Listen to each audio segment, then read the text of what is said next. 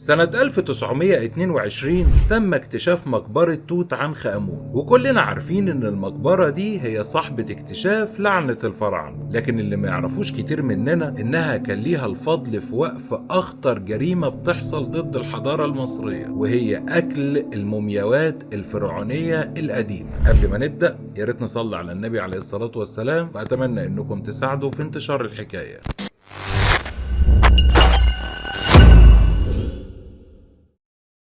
في حفلات أمراء إنجلترا وأوروبا، واللي كانت بتحصل من بدايات القرن ال17 ولحد القرن ال19، كان لازم يكون في وجبة رئيسية موجودة على ترابيزات العشاء المتجهزة للضيوف. الوجبة الفخمة دي كانت موميا من المومياوات المصرية القديمة. أيوة، زي ما حضرتك سمعت كده، الكلام ده جه في مجلة علمية اسمها لايف ساينس، واللي كشفت في تقرير من تقاريرها عن مجموعة من المعلومات العجيبة، واللي أكدت ان الشعوب الاوروبيه في العصور الوسطى اكلوا لحوم المومياوات المصريه القديمه، وان الدكاتره في الفترات دي كانوا بيوصفوا الجماجم ولحوم الميتين وعظمهم لعلاج الامراض، خصوصا ان الفتره دي شافت اكتشافات كبيره لاعداد ضخمه من المومياوات. وبخلاف الاكتشافات دي، كانت المومياوات بتتسرق من المقابر وتتهرب لاوروبا وتتباع هناك للاكل ولصناعه الادويه. الكلام ده بيأكد ان هوس الأوروبيين بالحضارة المصرية ما كانش في معظمه إعجاب بتفوق الحضارة المصرية القديمة، لكن كان في نواحي تانية دايما مستخبية ومش ظاهرة ليها علاقة بمومياواتها، لأن الأوروبيين وقتها كان عندهم اعتقاد إن أكل المومياوات القديمة مفيد للصحة، وإنه هيكون مفيد أكتر لو كان صاحب الموميا ملك مصري قديم متحنط. والسبب في الاعتقاد ده جاء بعد اكتشاف أعداد كبيرة من المومياوات المصرية المتحنطة، واللي كانت محافظة على شكلها وهيئتها وما تأثرتش ولا اتحللت بعد السنين دي كلها. وده خلى الأوروبيين يسألوا هو ازاي بعد آلاف السنين تفضل الجثة على حالها كده من غير ما تتحلل. وده خلاهم يفكروا في أسرار الحضارة المصرية، وإن الفراعنة المصريين أكيد كان عندهم قوة خارقة تخلي مومياواتهم في الحالة دي، وإنهم لو أكلوا أجزاء من الموميا دي هيخليهم يعيشوا أطول وهيخفوا من أي مرض عندهم. وعشان كده بدأت تتعمل حفلات لأكل المومياوات في بيوت الأمراء والأثرياء، وكان الأفضل هو اللي ياكل أجزاء أكبر من المومياوات المصرية القديمة، وخصوصا مومياوات ملوك الفراعنة. وبقى الملوك ياكلوا الملوك زي ما قال التقرير. وجاء في التقرير كمان إن الملك تشارلز الثاني ملك إنجلترا كان مجنون مومياوات، وكان بياكل مسحوق جماجمها كعلاج للصرع. الجماجم في الوقت ده أساسا كانت المادة الخام لصناعة أدوية الحالات العصبية. طبعا ابتدى موضوع أكل المومياوات البشرية بحجة إنها ممكن تعالج كل الأمراض من أول الصداع ولحد الطاعون. والغريب إن أدب الفترة دي اتكلم عن موضوع أكل المومياوات المصرية، وده اللي اكتشفته دكتورة لغة إنجليزية اسمها لويز نوبل في جامعة نيو إنجلاند في استراليا. الدكتورة دي لقت إن الكلام عن المومياوات ودخولها في الوصفات الطبية أو أكلها عن طريق الأوروبيين في القرون الوسطى موجود عند معظم الكتاب زي شكسبير وأدموند سبنسر وغيرهم، وده خلاها تكتب عن الموضوع ده في كتاب اسمه أكل لحوم البشر الطبية في الأدب والثقافة الإنجليزية الحديثة. ومش ده الكتاب الوحيد اللي اتكلم عن أكل المومياوات المصرية القديمة، في أكتر من كتاب اتكلم عن الموضوع ده. وفي مقال مهم كتبه أستاذ في جامعة جنوب كوينزلاند الأسترالية اسمه ماركوس هارمس، قال إن كان في إيمان في العصور الوسطى بإن بقايا المومياوات اللي بيستخرجوها من المقابر المصرية القديمة كانت بتستخدم في صنع الأدوية وفي علاج كل الأمراض المعروفة وقتها. وكانت الجمجمة بتطحن لعلاج أمراض الراس والدماغ وأهمها الصداع والصرع، ونفس اللي بيحصل مع الجماجم بيحصل مع العظم، واللي بيطحن ويتخلط بالزيوت ويتعالج بيه آلام وأمراض الدماغ. وإن كان في أستاذ في علم الدماغ في القرن ال17 اسمه توماس ويليس كان بيعمل مشروب بيعالج السكتة الدماغية والنزيف. المشروب ده كان من مسحوق الجماجم. وبيقول هارمس إنه في الفترات دي ما كانش لسه موجود المضاد الحيوي،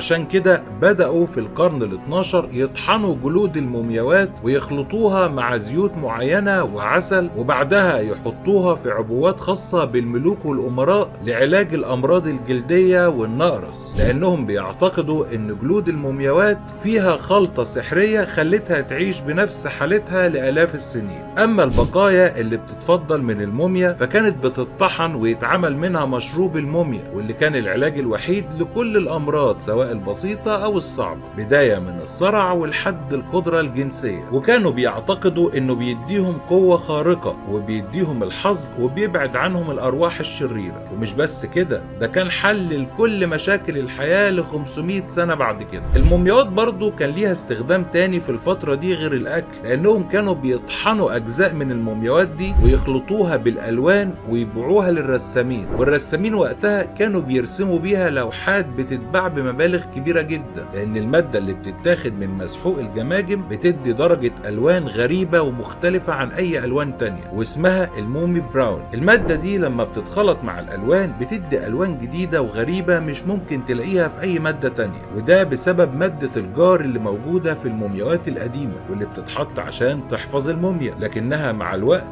بتديها لونها البني اللامع. الغريب بقى ان موضوع استخدام المومياوات في الطب كان برضه فيه غش تجاري، وده اللي اكتشفه دكتور ملكي اسمه جاي دي لافونتين، واللي اكتشف في سنة 1564 أدوية مزيفة مش مصنوعة من المومياوات. طب هو ازاي اكتشف الغش ده والأدوية المغشوشة كانت مصنوعة من ايه؟ بيقول هرمس في مقالته ان الأدوية المصنوعة من المومياوات المطحونة كانت فعلا بتشفي الأمراض، يعني ما كانش مجرد اعتقاد وخلاص، وانه عشان كده الطبيب الملكي اكتشف ان الدواء مغشوش لما الحالة ما خفتش. لكن الغريب ان الأدوية كانت مصنوعة من ميتين، يمكن مش جماجم حقيقية لكنها من ميتين. الغش التجاري ده بيوضح قد ايه كان في طلب على الأدوية المصنوعة من المومياوات المطحونة، وبيوضح كمان الطريق اللي راحت فيه المومياوات المصرية اللي كانت بتتسرق من مصر في الفترة دي. والحقيقة ان الحملة الفرنسية كانت اكبر فترة حصلت فيها سرقة واعتداء على المومياوات المصرية. في الفترة دي اتسرقت آلاف المومياوات وتهربت لأوروبا، وبدأ معاها الطقس البشع بتاع أكل المومياوات ياخد شكل أفظع، وهو حفلات فك الغلاف عن المومياوات المصرية. الحفلات اللي زي دي كان بيجي لها جمهور من كل حتة، وفيها بيدفع الجمهور فلوس عشان يحضر ويشوف لحظة فك الغلاف.